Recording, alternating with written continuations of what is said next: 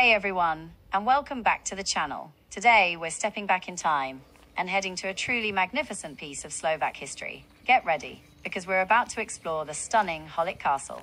From its medieval roots to its grand Baroque transformation under Empress Maria Theresa, this place has stories to tell. Let's dive in. Tell me about the fortifications of the castle and the structure of the fortifications of the castle. The castle started as a border fortress way back in the 12th century.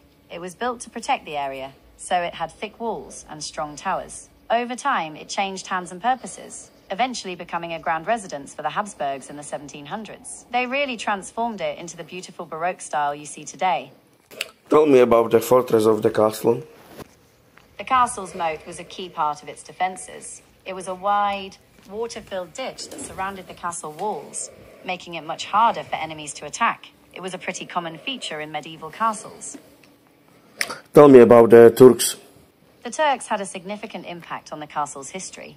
In the 16th and 17th centuries, the Ottoman Empire was expanding into Europe, and Holič Castle found itself right in the middle of the fighting. The castle was heavily fortified to withstand Turkish attacks, and it played a key role in defending the region. Did you want to know more about the specific battles that took place there? Yes. The Turkish threat was a major concern for the castle's defenders. To prepare for potential attacks, they built strong outer walls and towers, and even added special gun positions. It must have been a pretty formidable sight. Tell me about the structure of the place. The castle itself is a mix of styles. It started as a medieval fortress, so you'll see some of those strong, defensive features in the older parts. But the Habsburgs really made their mark in the 1700s, adding that grand Baroque style with its fancy decorations and elegant lines. It's a pretty interesting mix. Tell me about the owners of the castle. Well, Holič Castle has had a few different owners over the years. It was originally built for the Hungarian noble family, the Czarks, back in the 12th century. Then, it became a royal castle for the Hungarian kings. Later on, it was owned by the Habsburgs, who turned it into that fancy Baroque residence. Tell me about the 15th and 16th century of the castle. What was the development of the architecture and who was the owner? The 15th and 16th centuries were a pretty turbulent time for Holič Castle. It was right on the border between the Kingdom of Hungary and the Holy Roman Empire, so there was a lot of back and forth between different noble families. The architecture wasn't really developed much during this time, as the focus was more on keeping the castle fortified against attacks. Tell me about Gothic features of the castle. While Holič Castle is primarily known for its Baroque style, there are some Gothic features still visible from its earlier days as a fortress. You can see them in the older parts of the castle, like the thick walls and some of the arched windows. It's a cool reminder of the castle's long history. Tell me about the dry trench around the castle. I couldn't find any information on a dry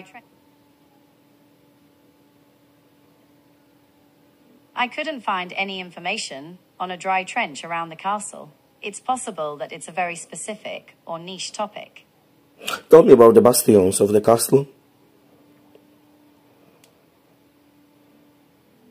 The bastions at Holič Castle were added in the 17th century as part of the castle's defences against the Ottoman Empire. They're those strong, projecting structures that allowed defenders to cover all angles of the castle walls. It must have been quite a sight to see them bristling with cannons.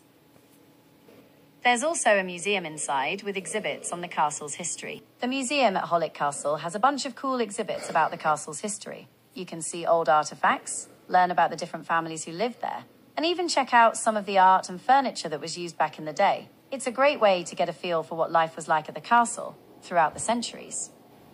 Tell me about the architect Jadota and Hillenbrand. What influence they had on the architecture and development of the buildings? Jadot and Huber were the architects who redesigned Holič Castle in the 18th century. They transformed it from a fortress into a grand Baroque residence, adding those elegant lines and fancy decorations. Their work really gave the castle its current look. So, Holič Castle started as a Gothic water castle, but it was rebuilt into a Baroque classical style manor. This happened in the 18th century, when the Habsburgs turned it into their summer residence. They really transformed it, giving it that grand, elegant look it has today. In the 20th century, who was the owner and what was going on the castle? In the 20th century, Holič Castle's story gets a bit complex. After World War I, it became property of the Czechoslovak state in 1921. It was even used as a school for a while, though it was declared a national cultural monument in 1970. It went through some rough patches after the fall of the communist regime. Today, Holič Castle is back in the hands of the Holič municipality, and they're working on restoring it.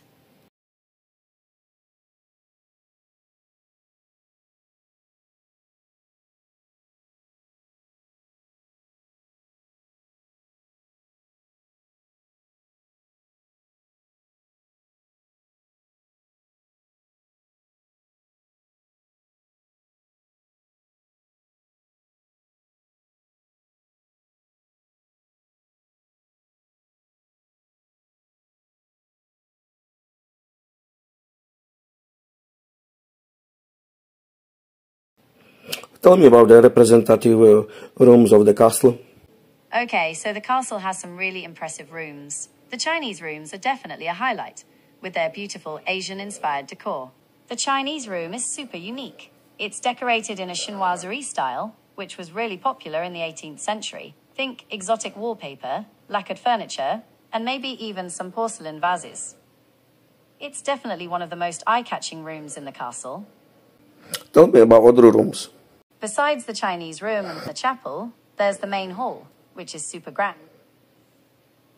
And what is it all about? Often used for events. Some of the other rooms have exhibits about the castle's history, or they're set up to look like they did when the Habsburgs lived there. Who was the last owner of the castle? The last owners to live in Holič Castle were the Habsburgs, who used it as their summer residence until the early 20th century. After that, it went through a few different phases, even being used as a school for a while. Now it's owned by the town of Holič and is open to visitors. What the Habsburg family had done for the castle? The Habsburgs really transformed Holič Castle. They turned it into their summer getaway in the 1700s, adding all that grand Baroque style. It was a total makeover from its days as a fortress. Tracy, you like this tour so far. When you get interested and would like to visit this castle, may have any questions, then let me know and I will respond in the comment sections. And when you like this tour, don't forget to give me the thumbs ups and also make some comments. Any questions you may have also put there. So let's go back.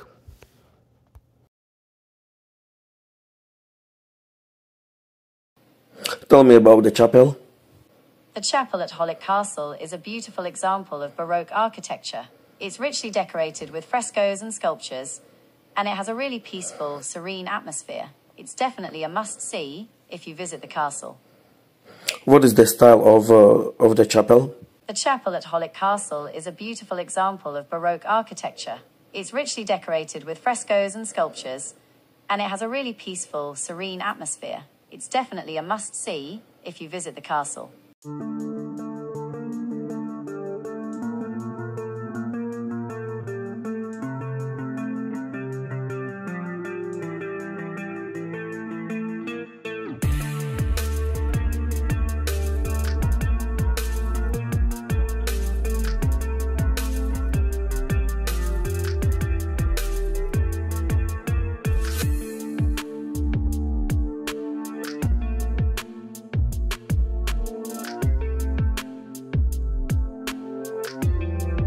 There are secret underground tunnels that connect different parts of the castle.